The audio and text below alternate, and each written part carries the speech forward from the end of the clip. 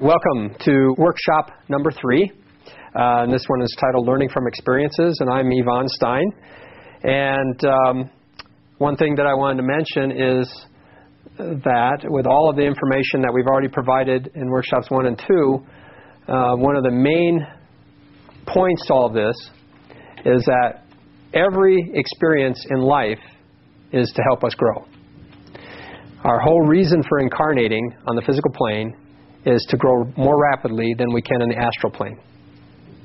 Now think about what it's like in the astral plane. Maybe we don't remember specifically, right?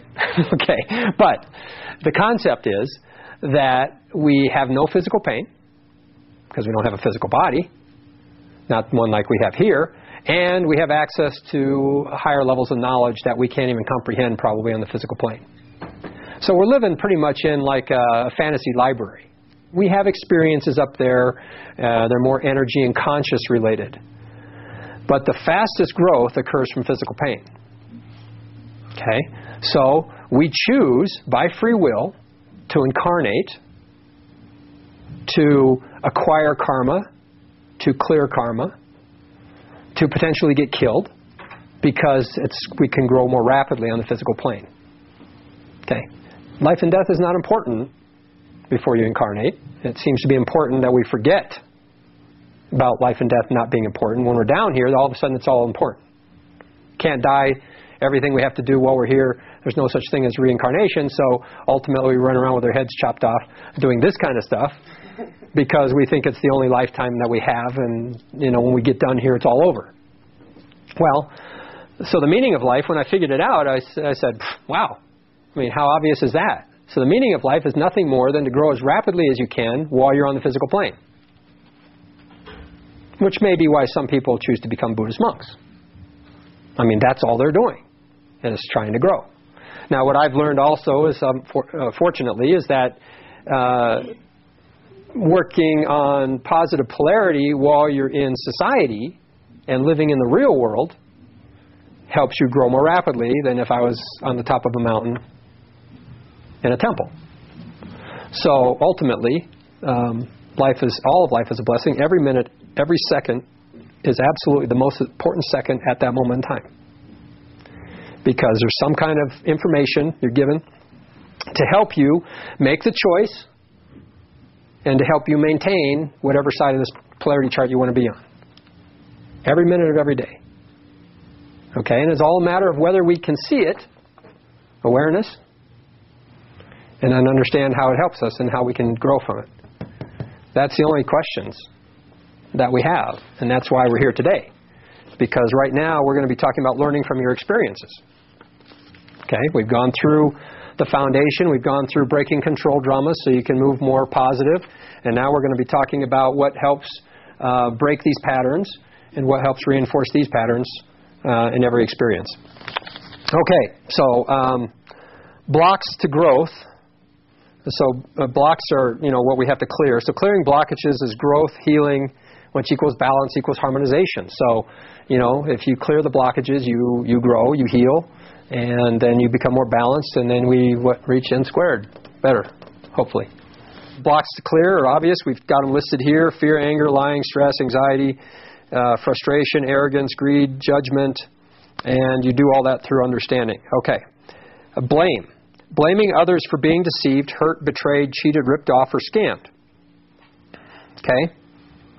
If you take responsibility for your growth, for deciding to come down on the physical plane, for your choice, and the fact that you're manifesting everything that you experience, then the deceived are equally responsible for their own deception as the deceiver. It's a 50-50 rule. If you're manifesting and you're experiencing something with somebody else, they're also manifesting.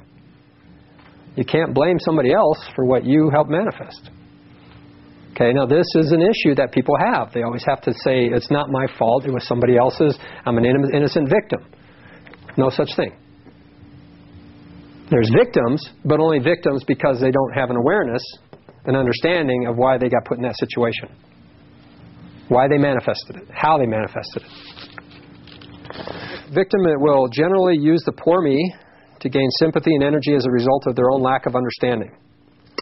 Okay, other blockages. Honesty, we talked about that. We talked about wisdom. Honesty without wisdom is negative. What does that mean? If you go up to somebody and you just stand in their face and say, oh, you're this and this and this, and it may be true that they're that and that and that, and you may be being honest, but you just hurt that person. That's not using wisdom. Okay? Unfortunately, and you hurt somebody else, what are you doing? Operating in control. You don't cause pain on this path. You cause enlightenment. Pain is caused on this path.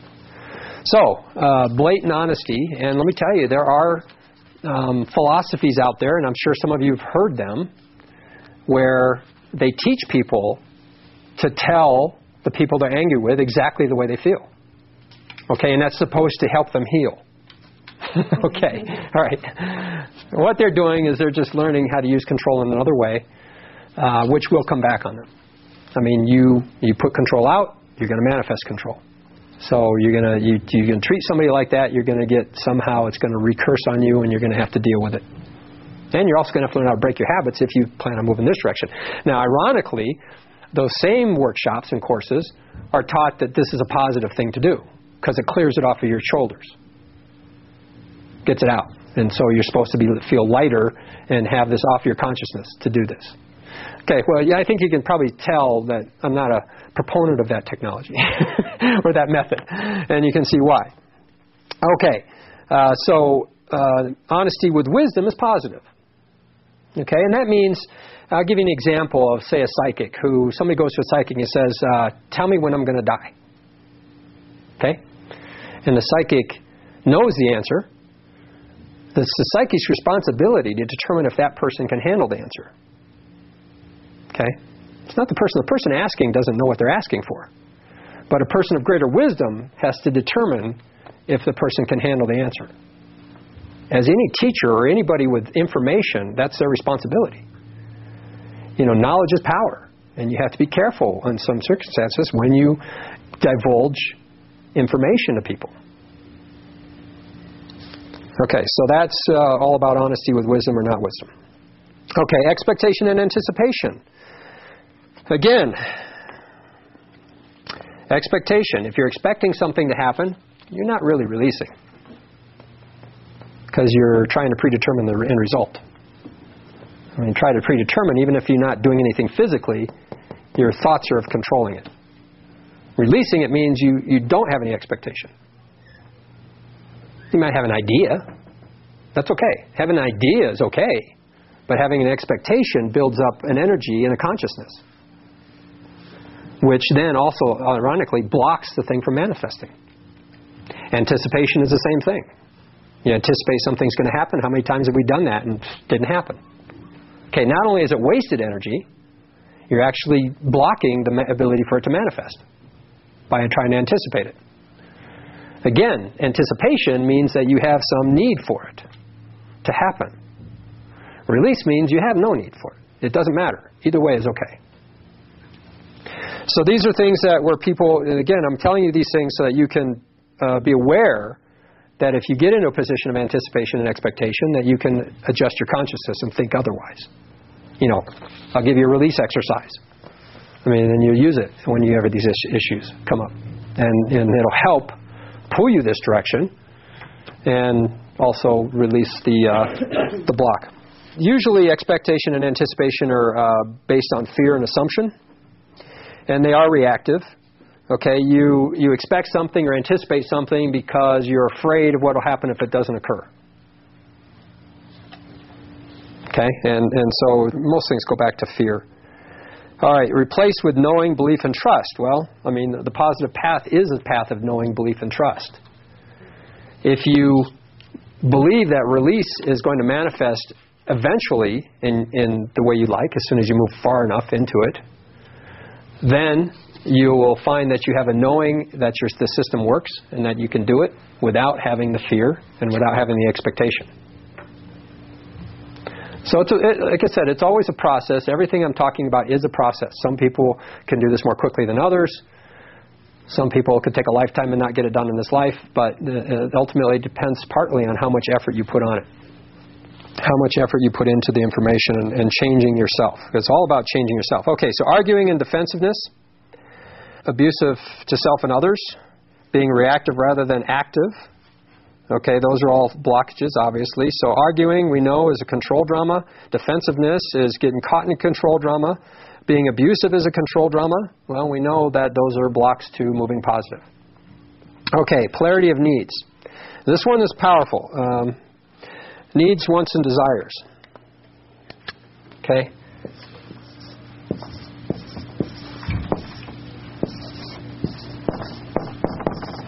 And the basic is the concept of what is really needed. I mean, what are our basic needs? Food, clothing, and shelter, right? Okay, so what happens, what does it mean when you say, I need a new car? Well, it's not food, clothing, or shelter, but it's something you would like in your life. However, anything that you think you need, you're going to try to control. Just think of the word need. I need something. You know, you can just tell that if you think you need it, you're going to try to make it happen. Okay, so this one is negative. Desire is positive. Think about the word. If you desire something, no force there, right? You're saying, basically, you're saying, if I desire it, if it happens, it happens. Don't need it. Okay, so desire is positive. Wants can go either way. All right? Think about what you might want. Might want world peace.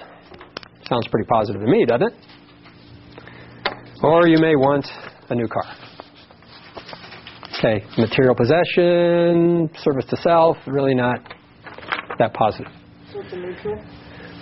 No, it can go either way. It's never neutral. It's either positive or negative, depending on what you think you want. Okay, now, what this is about reprogramming now, all of this is about reprogramming and understanding a way to clear out the things that we've been taught. Okay? So, whenever you catch somebody saying they need or want something, I mean, when I hear it, I know exactly where they're at consciously. Okay? Now, I don't catch myself saying I need anything anymore, but if I do, I automatically switch it to desire. Reprogramming. Okay, that's what we're talking about. Reprogramming your energy so that makes this transition easier. And part of that is paying attention to what you think and what you say and what those people around you are thinking and saying. Because after all, you manifested them. Now, sometimes you manifest somebody because you're not seeing something within yourself, and all of a sudden you see it in them. Okay, and you're like, oh my goodness, look what they just said. Or look what they just did. And then you realize someday, oh, you know, I was doing the same thing. Okay, that happens a lot. That's one of the reasons people are in our lives, to help us reflect on who we are and where we are on this chart. Okay, that's what I'm talking about, learning from every experience. You have opportunities to grow at every minute if you take those opportunities. And these are the kinds of tools that will help you. And again, if you see somebody that's need, and you don't need them in your life, okay, you have a choice. You can say, okay, well, I'm going to hang out with different people. Now, there may be some connection that you can't just sever by doing that. You may have to allow them to demanifest naturally, or in some cases, if they're, you know, not a very well-known friend of yours, you know, maybe you just walk a different path and they walk a different path, and that's okay too. You will know if you try to walk away from somebody that's in your life and they're not supposed to be out of your life yet, they will stay there until you demanifest them the positive path. So you can't run away from somebody that's supposed to be there for a lesson for you. So this, again, powerful. That's good stuff. It's not that mind-altering, but it's good stuff. Okay, the subconscious and conscious minds. All right, more blocks. Okay, the subconscious mind holds our pain, trauma, memory, knowledge, intent, instinct, and experience. It's past programming in our subconscious mind. Our conscious mind is where we reason, make decisions, choices, rational thinking. It's in the present state. Now what happens is all this information comes up from your subconscious mind, and we process it in our conscious mind. So when you have a thought, and it's got to do with a past experience or some pain you've had, or anything to do with the past, it's coming out of the subconscious mind, it's coming into your conscious mind so you can work on it. And what do most people do? Shut it off. Okay, now what happens is we have a conflict of intentions between the conscious and subconscious minds. Your subconscious mind is dealing with all the things you've gone through in your entire life, and all the pains and all the struggles and all the programming, and your conscious mind is trying to stay over here. Because most people want to stay and they think they're positive and they think they're really doing good. So here's the conflict. Okay, and it's battling all the time until you clear out the subconscious mind. And the way you clear out the subconscious mind is through understanding what you're looking at, or what you're dealing with, and then you get the growth and the healing, which then makes it go away. So you don't have the conflict anymore. All right, now, to do that, the subconscious mind, basically, from the way people have been trained to suppress all of their pains and angers, and because they haven't been given tools to deal with them, so the subconscious mind becomes a volcano. All right, and it just keeps building up. And just like the song, The Wall in Pink Floyd, we build a wall around it to protect ourselves. Okay, and every once in a while that wall springs a leak, and you know it when it does. You're like, I don't like that thought, I don't like that feeling, and then you patch up the wall. You get out the spackle, and you quickly get that closed. All right, until you're ready to deal with it, that wall stays up. Now, some people go their whole lives and aren't ready to deal with that information that comes through their subconscious into their conscious. Now, I'm giving you the tools so you'll be able to deal with it. Okay, and then that'll tear down the wall, and what we're trying to do is make the conscious and subconscious mind not have any conflicts so that they're harmonized, more balanced. Okay, we're talking about chakra balance, we're talking about energy balance, we're talking about all sorts of levels of balance. This one is the mind, the conscious mind balance. And without conflicts, the conflicts is here. I mean, you're trying to control that information in your subconscious mind. You're trying to keep it there, you're trying not to let it out because you don't know how to deal with it. Okay, so breaking down the wall between the subconscious and conscious mind is a process. If you don't start tearing down that wall, at some point the volcano can overflow. It results in nervous breakdowns, emotional outbursts, closing down, shutting out the world. You've heard of people going into states of consciousness by which they can't be brought out, and they end up in hospitals or institutions because they shut down. Very likely could be something along these lines. It doesn't necessarily have to mean that it happened all in this life. They could have carried something over, but usually it's some, you've heard of it, some traumatic experience put people in a state of mind that they can no longer function in the real world. Okay, they weren't ready to handle that information, whether it be stored or whether it was a new experience.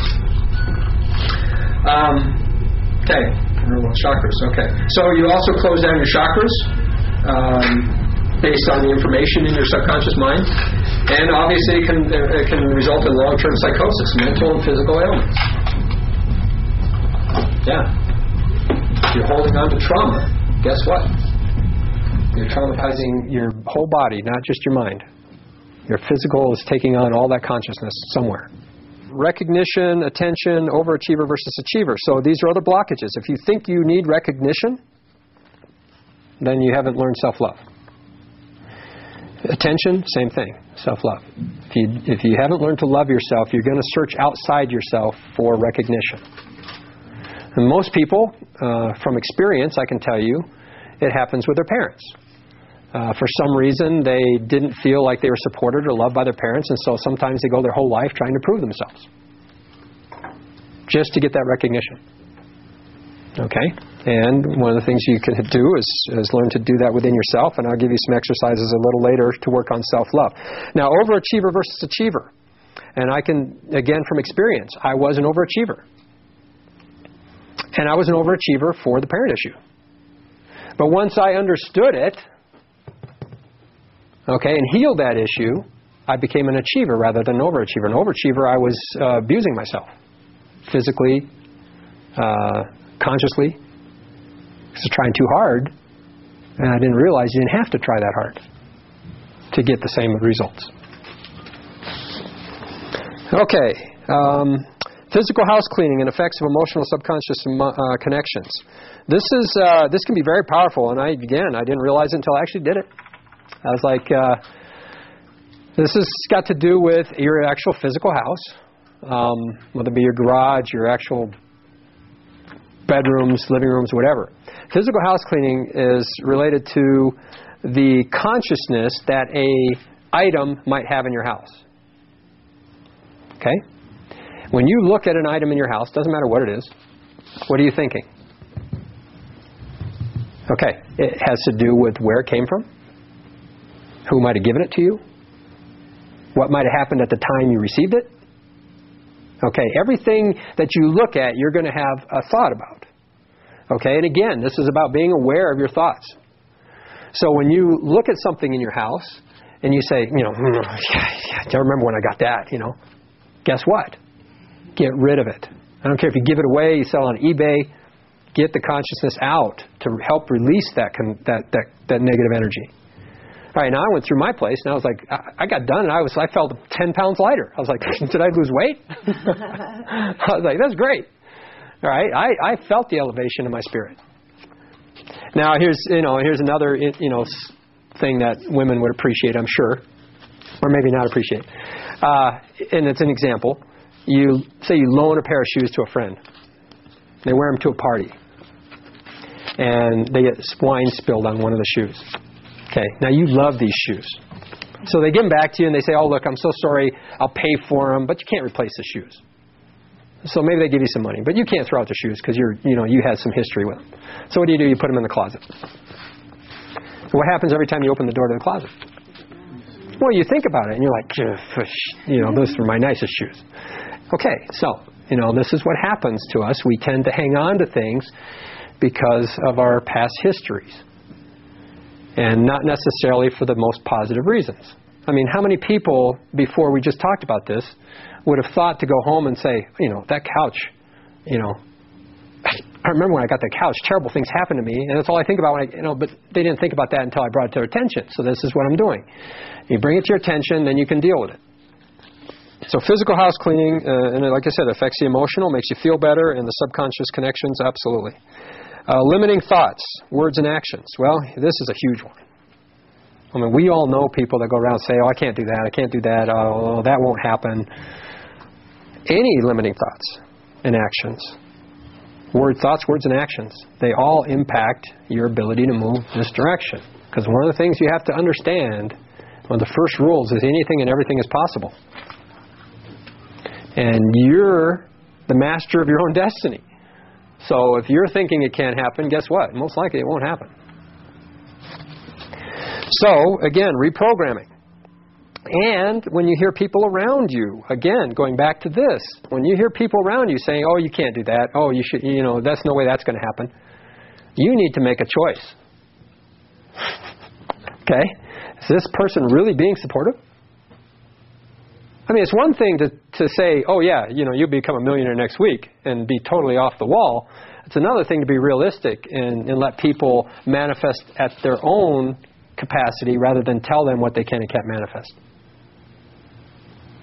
So limiting thoughts of others, just like I said, you are what you think, you become what you're exposed to. So if you're around a lot of people that are with limited thoughts, you will become self-limiting. Terms such as never, can't, impossible, hard, difficult, and problem are only challenges. And that's kind of a reprogramming thing because we've all been there where we've said those things to ourselves and to other people. And I've tried to use only the word challenges here today. But, I might have slipped once in a while and call it a problem. That is the constant programming. Catch yourself when you're saying things. Catch yourself when you're thinking things. And pay attention when other people are thinking them and saying them. You can tell when somebody's thinking you can't do something. They don't necessarily have to say it, right? Okay, so that's what we're talking about. Just pay attention so that you don't get caught up in their consciousness. Stay in your own. Don't let their thoughts become your thoughts if they're self-limiting. Okay, every challenge has a solution. The only question is when, where, and how you will find the solution. Okay, there's a solution to every problem in your personal life, in business, in the planet, between governments. There's a solution. There's solutions out there. Now, in some cases, they're being repressed. You know that. I mean, the solutions aren't supposed to be revealed or used because they don't want them to be solved. And I'm not just talking about government things. I'm talking about every level. Learning from experiences equals reprogramming, growth, healing, and conscious acceleration. Okay, so when you learn from your experiences, you are reprogramming, which results in growth and healing, which results in acceleration of your consciousness. Experience is our greatest teacher. In fact, it's our only teacher. Well, we've already said that. Every experience contains a lesson, an opportunity to improve yourself, your healing, and growth. Now, again, I've heard people say, oh, I had an experience. I said, what'd you learn? They said, oh, I learned never to be around that person.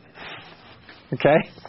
Right? You know, that's normal. You know, that's absolutely normal. And it makes sense on some level. But they miss the true meaning. It's all about personal growth.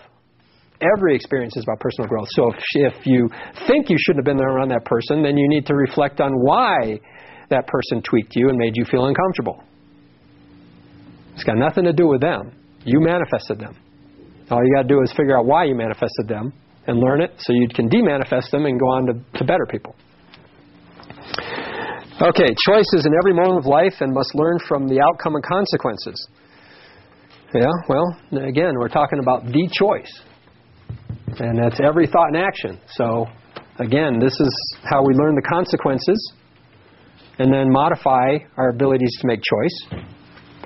And, you know, what I do is I help people, I give them information so that they can make the choice themselves and then learn how to make better choices. That's the best kind of support you can give somebody, is help them learn how to make better choices. Because this is a choice. The whole thing is a choice to be here, to learn this information, but every single thought and action has a choice. So if you can help somebody make better choices, they're going to grow on their own and you don't even have to do anything. Ask yourself, did you achieve the desired result? That's how you determine if you made the best choice. Now, the desired result may not have always been polarized positive. You might have had selfish reasons for a result. But you can still learn from it if you ask if you achieve the desired result. And the common thing with that is a lot of people try to help someone else. And you've all experienced this where a person is trying to help you and it turns out worse because they got involved. Okay, so, you know, the person who was trying to help must ask themselves, you know, gee, it didn't work out. What am I doing wrong? It's about self-evaluation. All of your experiences are a reflection of what's going on inside of you. Pain, conflicts, anxiety, and peace. Okay. It's our consciousness, it's our entire energy that attracts every experience and manifests every experience. So, all of your experiences are a reflection of what's going on inside of you. So if you experience something traumatic, you have to look inside of you and say, how did I do that? You know, where is that trauma stored? What past experience has caused me to manifest this? Because it's usually something from childhood, something from the past. You've been hurt, you've been wounded, you've been put in a state of fear, and ultimately you attract those experiences because you're harnessing them. So, if you get put in a space of anger, you got to ask yourself, why am I angry? What past experience is triggering that? Okay? Full release means you have no need for anger. But you have to go through the process of understanding, growth, and healing before you get there. And part of that is releasing the anger, obviously. Okay, force of attraction. Again, this is a force of attraction. What you put out comes back towards you. So what you think comes back towards you. What you know, every thought, every action will come back to you. No blame. Right? We already talked about that. Must learn to take responsibility for your own manifestations, experience through greater awareness and understanding, and that requires wisdom. And again, we're talking about the 50-50 rule. Right? I mean, it's not somebody else's fault that you're here, just no more than it's somebody else's fault that you had a bad experience. You manifested it. Okay, by design and manifestation, we attract those experiences which can bring us to greater levels of healing and balance, like we talked about earlier. Every experience is to help us grow. It's the meaning of life. Every single experience we have is to help us grow to a higher level and to heal to higher levels. Include all levels of relationships, risk-taking, deprivation, and challenges. Well, you know, I put myself through deprivation because I didn't see how I could harmonize my spiritual beliefs with the physical world and the real world that we live in. And so I didn't come back into the workforce like I was shown I was supposed to. I resisted it, and I put myself into financial deprivation. Well, I learned from that. It was good. I mean, had I not done it, I wouldn't have understood. So yeah, we can sometimes don't necessarily take the right actions or the best actions every single time, and we have to go through processes and steps. So you make a few mistakes, then you grow, and maybe you make a few more mistakes, then you grow again, and so it's a process. And again, if you didn't do this on your own, and I just give this information to you, it means nothing unless you practice it. You can look at this all day and say, oh yeah, I get that. That makes perfect sense. But until you incorporate it into your life, it's not going to become how you manifest. So I had to go through the same thing, where I made the wrong choices, and I had to learn how I did that and modified it. Okay, our present reality is accumulation of our past thoughts and experiences. We know that. Reprogramming your experiences is achieved by healing your thoughts and consciousness. We know that. Mistakes, opportunities to maximize your growth through awareness and understanding. Well, too many people beat themselves up when they make a mistake. We know that. I mean, and you beat yourself up, that's what? Lack of self-love. You don't love yourself, you're going to beat yourself up. If you understand it and grow from it, then you have no need to beat yourself up. You might not necessarily like the experience that you went through, and it may take a while before you manifest something significantly better, but the point is to recognize it and grow from it. The greatest growth often results from greatest trauma and pain. Paradox. Well, I think most people might have seen that already in their life. From your greatest positions of pain and trauma, you will ultimately achieve your greatest levels of growth, and that's a paradox. And that doesn't mean you have to seek out pain. Don't get me wrong. I don't want anybody going out trying to hurt themselves so they can go to a higher level. But you will find, and I have found, and most people that I've worked with have found that that's the way it works. So, and this often comes from the awakening process, the awakening experience. What awakened you to spirit, what awakened you to choosing a different path, what awakened you, which eventually brought you here to this workshop. I know mine was triggered from a position of greatest suffering in my life. That said, this path no longer works for me. I didn't even know what that path was. But I said, whatever I'm doing does not work. Whatever I was taught, there's got to be a better way. And ultimately, that became a seeker at that moment. And I found that midlife crisis is nothing more than this choice. Okay, midlife crisis is usually when somebody's life doesn't make sense anymore. Okay, so they're given a huge choice, and you've heard stories about some people going one way and some people going the other way. Well, yeah, it can, it's all dependent on what you know at the time. Puzzle of life and learning how to heal over past experiences, childhood trauma, exercise. Okay, I was a big puzzle maker when I was a kid. 10,000 piece puzzles, and I just do them by myself, type of thing. But so it gave me a perspective on personal growth. That made sense. That is, when you do a puzzle, any puzzle, you combine all the pieces that look alike, you put them together, and you've got some part of the puzzle. Okay? And it doesn't make sense, maybe you don't know where it goes yet on the table, but you can do this, and that's where you build puzzles. You do all the things, and so you got all these pieces around that are parts of the whole puzzle. All right. That's what you're doing with your life. Okay?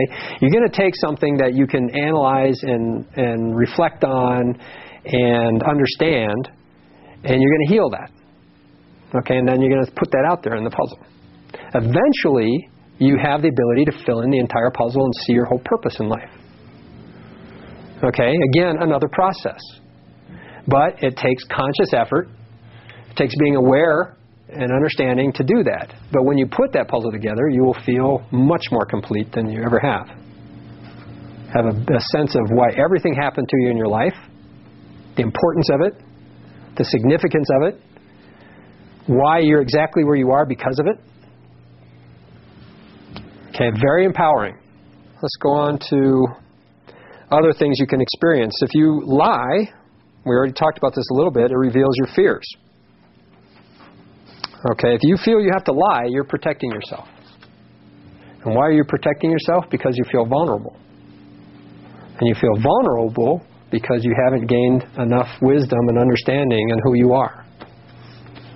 If you have this down, you will not feel vulnerable. You have no need to lie.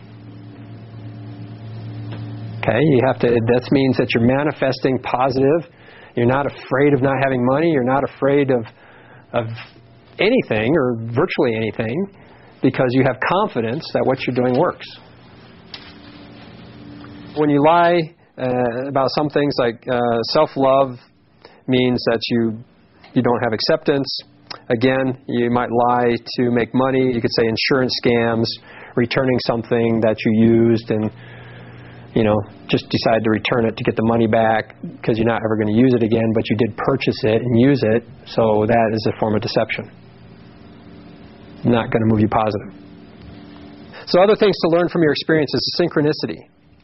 Okay, synchronicity, if anybody's not so familiar with that term, it means kind of like when you're doing one thing and you're moving along a path and something else happens that supports the path. Okay, that would be what I would call synchronicity. So you have a desire to do something. And all of a sudden something comes along and shows you, boy, that is exactly what I wanted to do. Now, the universe in its infinite wisdom will try to trick you. I've been there. Okay? You still have to determine whether this desire has the right polarity. Okay, I didn't know that when I started. So I said, I have a desire to start a business. And all of a sudden something over here opens a door. I went down the path and it didn't work. It failed. I'm like, well, I didn't get it. There was synchronicity there. You still have to use wisdom every step of the way. You still have to look at what you're doing and see if it's positive and if your intents are positive and if you're not operating out of fear or anxiety. You still have to look at all those issues. Just because there's synchronicity doesn't mean it's definitely meant that you should do that. Now, I got trapped on that several times. I had to learn that one the hard way. So take that one seriously. Okay. So other things you can learn from your experiences is control dramas. And we already talked about those, obviously, in the last workshop. Energy use. Energy use is most important when you're talking about giving versus having your energy taken. Okay, now a lot of people think that when somebody asks, they have to give. And that's the positive path. Well, let me tell you, there are some times when it's not the positive path. There are times when people want something and they don't necessarily need it. Okay, they're telling you that they have to have something. Okay, now you have to use wisdom to see if you support that consciousness. Okay, and that can be everything from just needing emotional support to needing monetary support. Okay, is it in their best interest and is it the best lesson and use of your energy to do that? You have to, again, with wisdom and knowledge comes a responsibility in how you use it. So, is it better, does a person learn more by you helping them, or more by you not helping them, or more by you supporting them in a conscious way than in necessarily the way that they want you to? Okay, you can get trapped on this one, for sure. And most people have been trained that when somebody asks for help, and they're using a poor me, which we don't have up there anymore, and they're, begging and telling you that their life's going to go in the toilet if you don't help them, you still have to decide if it's in their best interest to grow by helping them, and also is it the best use of your energy. That's not being selfish. That's being wise. Okay, that's not service to self. That's really service to others. When you're helping them at the level that they need help at, and not just the level that they're asking at. Because most people are asking at levels which are not helpful to their growth. They're out of fear, out of anxiety, out of all sorts of levels of control, and they're using that through a poor me to get somebody else to take care of them. There's people in this room who probably know that they've experienced that with me. They've asked for something, and I may not have exactly given it the way they thought. Okay? Because I can see when it's time for me to participate and when it's not. There are certain things that people have to go through on their own. Okay? Well, obviously, learning from experiences, honor, respect, intuition. Intuition is one of the greatest challenges of learning from your experiences, and I think we go through that a little bit further. Learning to trust that you're taken care of many levels through growth. See, release, in order to, again, you're walking into the unknown to live on this path, considering that this is the known for most people, or somewhere in here maybe. Release, true release, means a knowing, an internal knowing that everything is going to work out. Okay, and that trust and that belief comes from experience. I can't ingrain that into you. So in order to reach the highest levels of release, you have to learn how that this does work, and then so that you'll take baby steps. You'll say, okay, yeah, that worked. Okay, and then you take another one. And it'll take a while to get to a level of full release so that you don't worry about anything and you just live a life on this side and everything works out. And it sounds fanciful, doesn't it? Sounds amazing. And it happens. It can happen. Anybody can do it. If you are able to maintain this energy. Separation of emotions and intuition. One of the reasons people who can't rely on their intuition and don't rely on their intuition is because they have too much of this stuff blocking it. This is where the emotion comes in. So you have a choice that comes up and you feel like you're supposed to do something. If you have any fear, anxiety, any desire for a specific result, then you're using emotion. Okay, intuitive is clear. I mean, you have no desired outcome when you have an intuitive moment. It's just what you feel you should do. Okay? If you have an agenda by doing it, then you have to ask yourself, is this really intuition? Or do I have an emotional thing going on here? This is a challenging one. I'm still working on it. Don't let me get you wrong. That's a good one. Because you have to clear out a lot of stuff to have clear intuition. And if we could all operate on that level, then everything becomes easier. You'll have an idea of how things are going to turn out. You'll make choices based on that. You have a feeling, whatever it is, a sense that you're supposed to do something. It's in your best interest to do it. You won't understand why, but you'll do it anyway.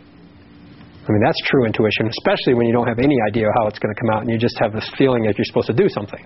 And you do it, and then you go, oh, now I understand why I did that. Okay, that's true intuition. Not very many people can follow that 100%. Okay, emotions, and don't get me wrong, emotions aren't bad. Emotions can be healing. Obviously, crying and joy are two positive emotions. Obviously, crying, though, is important to know that if you're crying, why are you crying? A lot of people will go to a funeral and cry. And, you ask them, why are you crying? And they're like, oh, it's so terrible that person is gone. And they don't realize that crying has to do with what's going on inside of you. It has nothing to do with the other person. It's how you feel. Maybe you didn't tell them what you wanted to tell them before they left. Maybe you had loss in the past that you never healed over, so any form of loss triggers you. Okay, you cry in a movie. Maybe you cry when the hero saves the day. Maybe you want to be that kind of hero. Maybe you cry because of lost love. Maybe you haven't experienced that love, or maybe you've lost it yourself. So it's important to recognize that crying is healing if you have an understanding. And not just crying by itself. You're just crying and you don't understand it. You might just, you're going to do it the next day because until you get it, you're going to just keep crying. So what I found is over time, I've cried less. It's not a bad thing. I just have less things to heal. But I still cry. Movies are great. Okay, so it helps if you understand what provoked the emotions. So again, you can look back and find out what things might have triggered you to do that. What gives you joy? Jokes and accomplishment. Okay, well, joy is a great emotion. Unfortunately, we often find joy or laughter in things that aren't necessarily positive. There are very few jokes that I've ever heard that are positive, personally. I don't know about the rest of you, but they're disrespectful to somebody or something down the road. And, certainly from where I was before, I might have laughed at him, but today I hear him, I'm like, that's just wrong. There's nothing wrong. There's nothing in the world that's wrong, but that's my expression. Is there's something wrong with that joke. It's not funny. Again, you don't have to judge the person that said it. That's their consciousness. You just have to deal with your side of it. Okay. Without understanding, emotions can become consuming and destructive, and it moves you into chaos. Okay? So there's a lot of emotions that are based on fear, stress, arguing. Okay, if you get emotions based on these, then they're pulling you towards the negative side and into chaos. So it's important to recognize when you have emotions where they're being triggered from. Okay, negative emotions help you become out of center, help make poor decisions, manifest negative.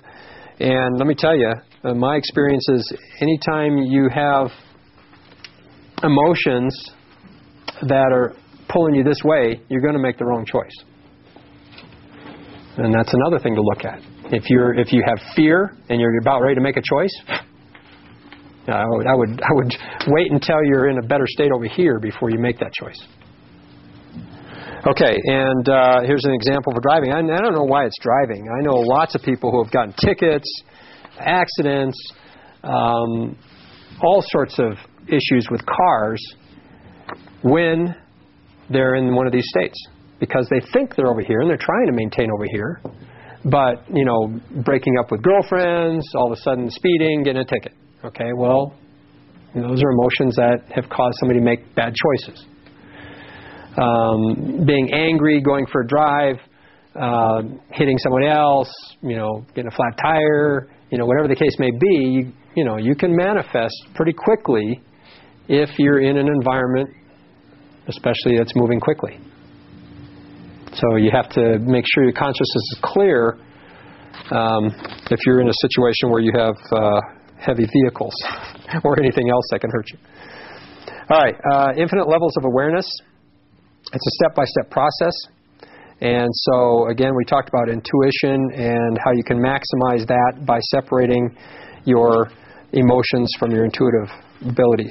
Polarity of thoughts, actions, intentions, and helping others.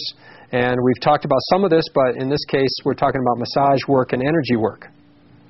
Okay? Well, guess what?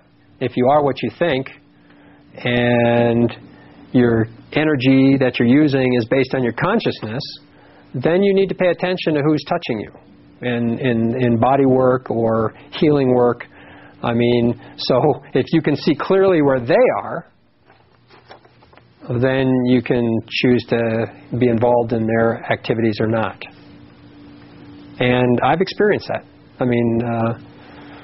You don't get much use out of, you don't get much good out of a person who's not operating with integrity and polarity, a positive polarity. It just kind of may not do anything. It may do a little something, but it could be much better if you find somebody that has true understanding of polarity and what they're doing.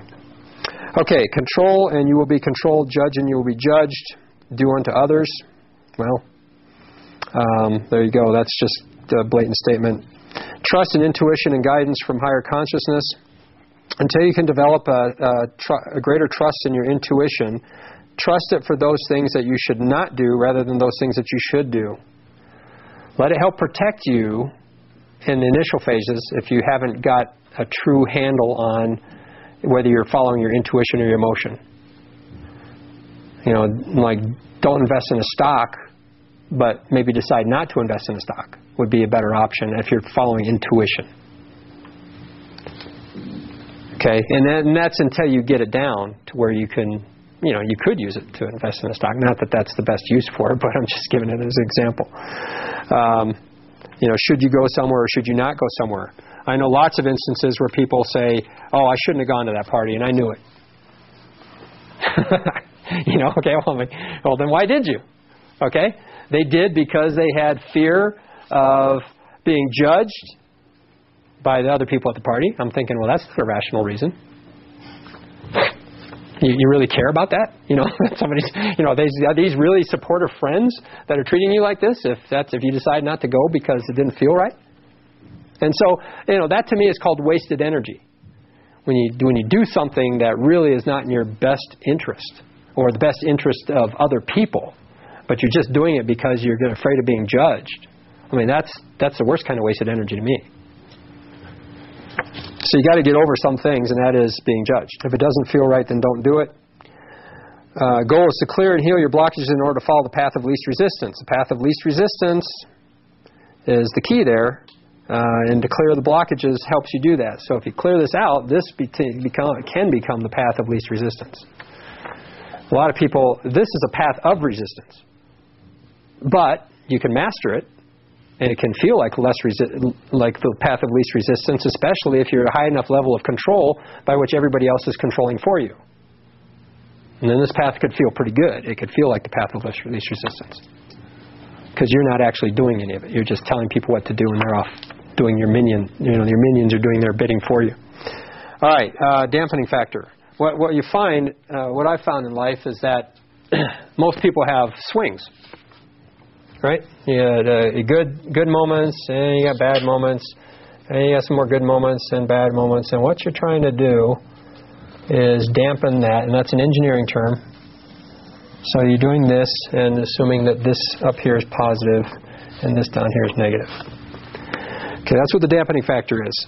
Everybody knows their life and other people's lives who have big swings. Okay?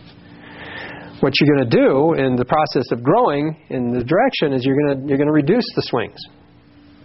And you're going to try to keep that direction moving in a positive so that you don't have any big swings and you're constantly moving in more positive manifestations.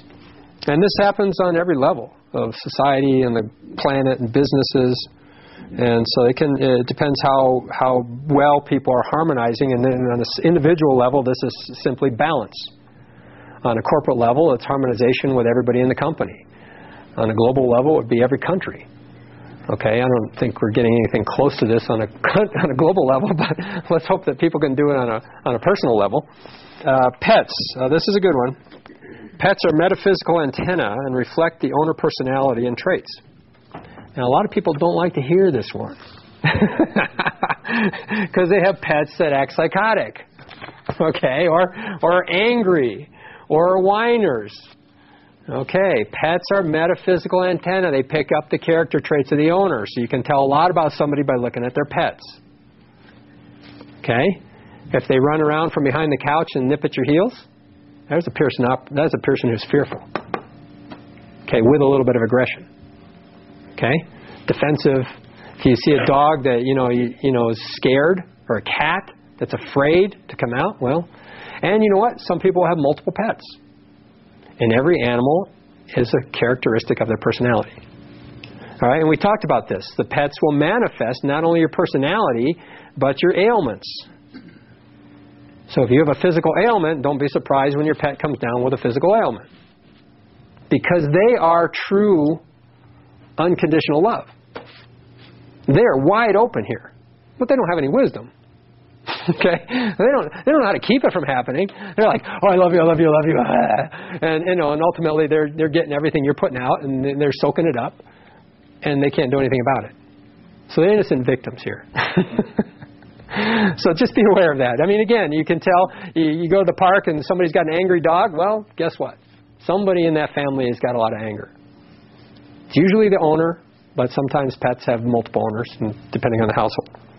Growth is all about self-evaluation. I think hopefully I'm getting that through to everybody. This is about looking at things that are going on in your mind, in your life, in your actions, in your manifestations, and then figuring out what caused it. Again, choose a role model. We talked about this earlier, and ask what would they do in the situation. If that helps, do it. I think it could help in a lot of situations. It doesn't have to be the most extreme example like Jesus. It can be a lot of different people. Some people see other people as closer to where they can achieve consciously, so pick something that makes sense. There's no such thing as failure, only transformation that results from growth. Well, we probably went over that one enough. So we're going to talk about some exercises now. Forgiveness. Forgiveness is for past experiences. Any thought of blaming self or others. Okay. So anytime you have a thought of a past experience that is negative, something happened to you, you did something to somebody else, you were in an incident, It could be physical, emotional, it doesn't matter. Any time that comes into your consciousness, that means it's not healed yet. If it's healed, it won't come in. It'll be gone. You have no attachment to it. Okay? You understand it. And it goes away. Okay, so the forgiveness exercise is strictly to say, I forgive, and better off to say it out loud. You can think it, you could write it, but better off to verbalize it. That's more powerful. So you can say, I forgive this person for this incident. Okay, and be specific as you want. Now, you have to remember, you have to forgive yourself. Because what's the 50-50 rule say? That you put yourself there. You have 50% responsibility for that experience, no matter what it was. So you can forgive yourself. You can forgive yourself for saying, look, I forgive myself for not knowing any better. I didn't have this information. I might have some karmic consequences with that person. And I forgive myself for the need to manifest it. Okay? It's easy. You do it enough times, and the ironic thing is these things will just go away. They won't come back in your consciousness. But it only happens if you truly understand what you're forgiving and that it was a necessary experience. If you can do that, then the experience, that consciousness demanifests because you cleared it. When you heal it, it no longer needs to come into your consciousness. Remember, every moment of every day is to help you grow. So everything that comes into your consciousness is important. And if you heal it, it goes away. And that's great. It's a great feeling. Okay, and again, we'll talk about one thing with reference to Jesus. When Jesus was on the cross and he said, forgive them, Father, for they know not what they do, what was he doing? He was releasing, he was forgiving them because he realized that they did not understand the consequences of their actions. But he did understand it. So he did not have karmic consequences to them killing him. He didn't hold them responsible. Okay? He was responsible. Jesus came here to be a powerful, positive force, and as a result he got killed, and he accepted that. And he did not blame the people for killing him. You know, he understood that life and death was just part of life. Wasn't traumatic in the sense of it might have some physical pain, I would imagine, but I mean, he understood the significance of life and death. He wasn't afraid of dying. If you forgive something, again, you're releasing karmic consequence. Forgive things that come into your mind. He forgave things that happened to him. Okay, release. Release is for present experiences, stress, anxiety, and pain. And the release exercise is even easier. If you have any moment where you have a feeling of anxiety, stress, fear, you get caught in a control drama, and I told you you could go in the bathroom and splash water in your face, use the release exercise. It's just simply saying the word. Now, I found this out by accident. I mean, somebody said, oh yeah, use this. I'm like, oh, this works. And I just said release, release, release, release, release, release, release. Again, with understanding helps. Okay, but the word has power. Don't ask me how.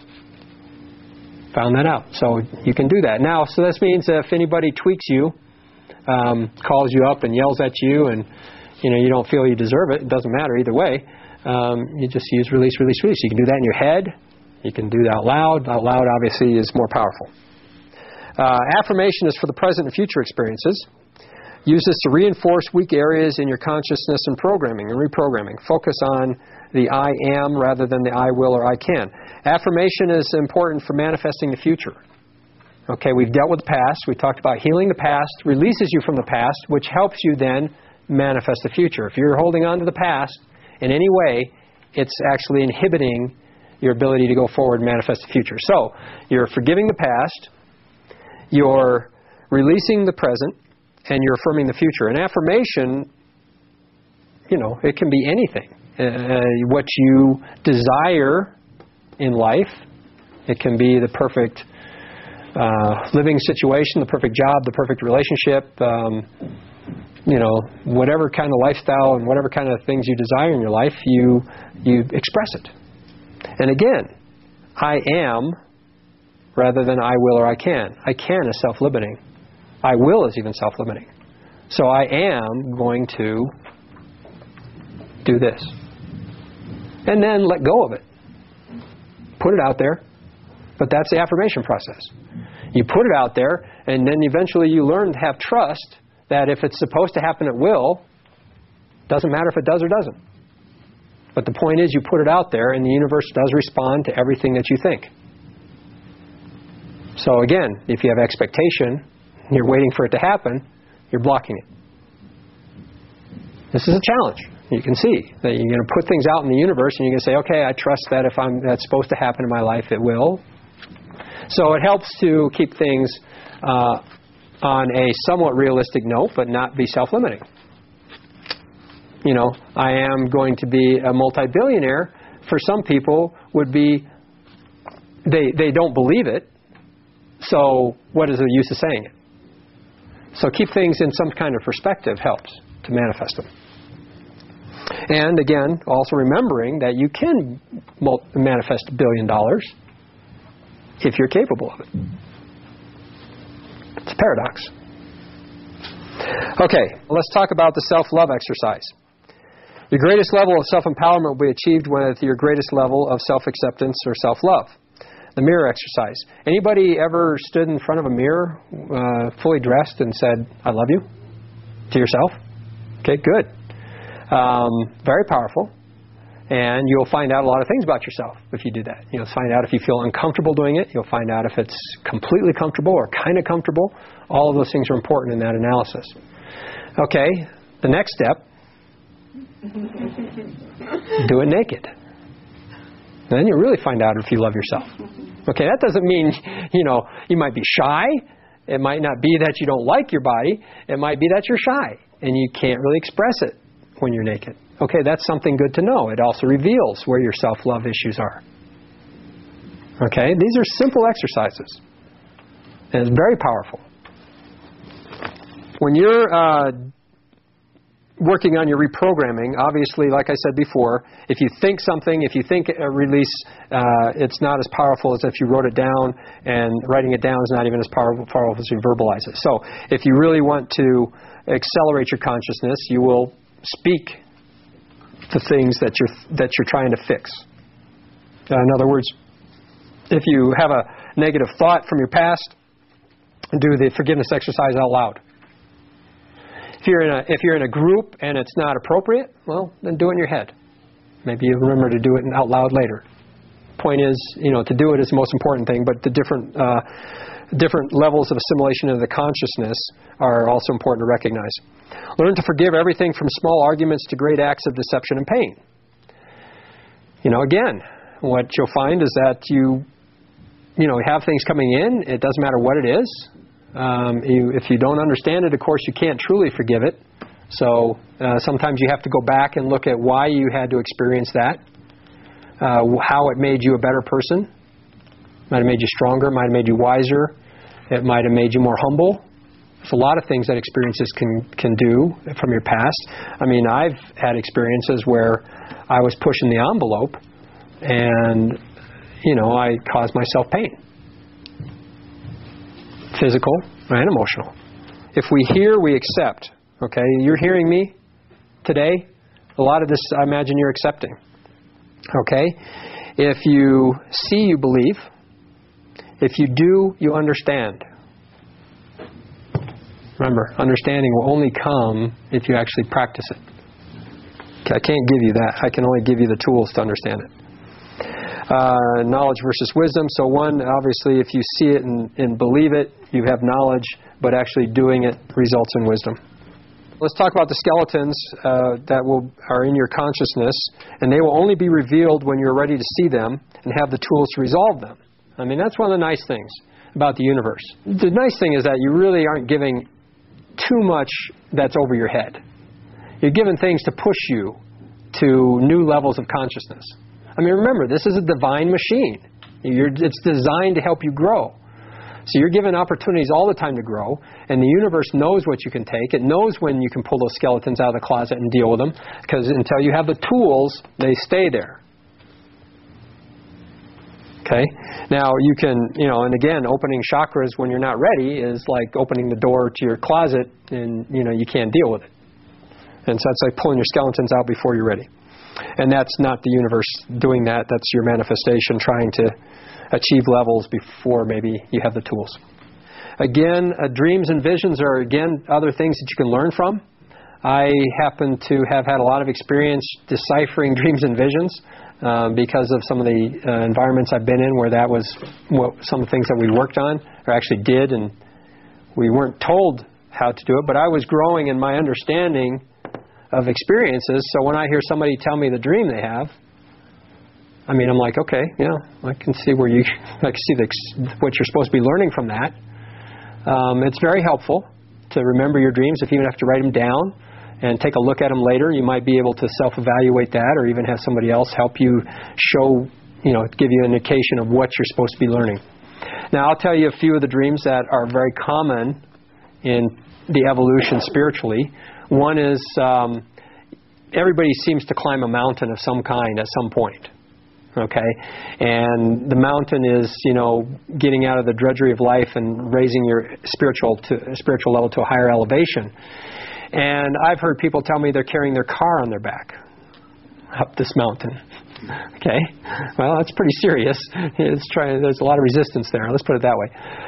Myself, I slipped in mud. I was climbing the mountain, and I would slip, and I'd get up, and I'd climb, and it took me a while. You go through this evolution of dreams. And I got up to the top of the mountain, and it was wonderful. And I never wanted to come back down. And so every time I had that kind of dream, I was always right at the top of the mountain. Didn't have to climb it anymore. I've had other dreams about dogs attacking me. Okay? And I would be fighting off the dogs at first until I realized that, why am I afraid? Okay, and then I quit fighting, and then the dog quit attacking. I was like, well, that's cool. So what I learned is that when you are defensive, you're attracting attack. Okay, and this is something that I hope really gets down into people, because that is what I find most people having a problem with. They're defending themselves, they're defending their life, and ultimately they're attracting just the opposite. Okay. Now, I've had more severe ones, which were really taken to another level of attack, where I was surrounded by what would at the time appeared to be like World War I or Vietnam soldiers, and they were in the weeds, and I couldn't see them, and there was a clearing that I was in, and I was afraid they were going to kill me. Okay. So, ultimately, I had fear, and I had a sword, and I reached the sword because I heard something behind me, and I swung around, and I cut two people in half, innocent bystanders. Okay? Again, I was shown that my fear caused me to make the wrong choice. Okay? I was put in the same situation other times where I didn't react, and everything was fine. Okay, these are the kinds of lessons that I've experienced that I think a lot of people go through, but they don't understand what they mean. And there are many different levels. I've heard about people standing in fire with a sword in their hand, and somebody comes up to them in a peaceful nature, and this person stands there, and then the peaceful person walks away. And I said, well, why didn't you go with them? They didn't feel comfortable doing that. Okay, so that was their lesson, is to step out of their control and walk into another life, and they weren't ready. But anyway, then the person said they eventually, after I explained what it meant, they eventually got up and walked away with the person. So that is a conscious choice, even though it's in the dream state, that can help you evolve. I mean, resisting taking this direction can come in many different forms. Again, the superconscious mind is providing you with information on your subconscious fears. That's what dreams and visions often are. They can also be prophetic, of course. The conscious mind, which is your awakened state at the moment, is the interpreter of your dreams, the mediator. So that's your conscious mind, remember, is the one that analyzes what's happening. Helping others, be pushy, overbearing, and understanding your place. Again, we talked about everybody's path is divine. Everybody's experiencing exactly what they came here to experience. Whether you participate in that is up to you. So you have to decide and make conscious choices in how you help people, and not to be too pushy and things of that nature, which would cause you to be controlling. Your ability to help someone else deal with or heal over pain and difficult situations is only as good as your ability to help yourself do the same. which is why most people don't take advice. People tend to give advice without being asked and without resolving their own issues. So when somebody's giving advice, you have to say, well, that person hasn't got their act together. Why should I listen to them? Okay, and that's the kind of stuff that goes on in people's minds, and they don't even know it. They just don't take the advice, and they're not even sure why. And oftentimes the advice is not asked for. So ultimately it's going to be resisted anyway. Okay, any influence you have on someone else is directly proportionate to your own balance, polarity, growth, and healing, including energy work and massage. We talked about that. Try to pace your actions and energy in a calm, focused manner rather than allowing yourself to be pulled in all directions in an anxious, hurried manner. Again, we're talking about centering and staying centered so that you're not pulled in multiple directions, but you're rather able to focus and use your energy as you desire. Focus on the quality of life rather than the quantity of life, no mystery there. Missing the lesson, slowing growth, wasting valuable time and energy. All right, well, you can imagine if you have lots of opportunities to grow from and you don't take those opportunities seriously, well, then you're just slowing your own growth. And that's, got a lot to do with a lot of things that everybody goes through. Some people have issues in their lives which they can only spend a certain amount of time focusing on spiritual growth. But spiritual growth gets you here. It really does. And so everybody has to choose how much time and energy they're going to expend on that kind of growth with everything else they've got going on in their lives. Physical work, relationships, it could be anything. Responsibilities. Learn to question everything and resolve every question to your greatest ability, and then move on to the next experience, living in the moment. One of the challenges I see that people have is that they're focusing on what happened yesterday or the day before or the day before that or last year, and so they really aren't living in the moment because there's opportunities for growth in the moment. Now, it may be that they're thinking about that event from past, and that is their experience, and they're supposed to be working on healing it and understanding it. But again, what I would say is if you have an experience you don't understand, don't spend 3 weeks trying to focus on it and figure it out. Okay? That's trying to control the information. If you don't get it right away, let it go.